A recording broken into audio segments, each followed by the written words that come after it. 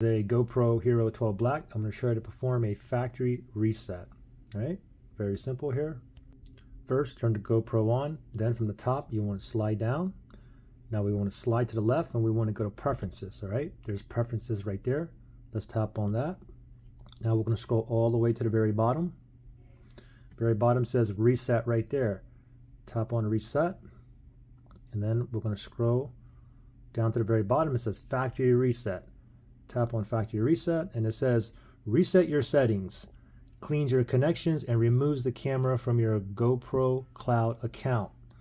All right, so if you want to proceed, go ahead and tap on reset right there and wait a little bit. Let it turn back on and voila. We should be on the choose your language. There you go. You just factory reset it. Good luck.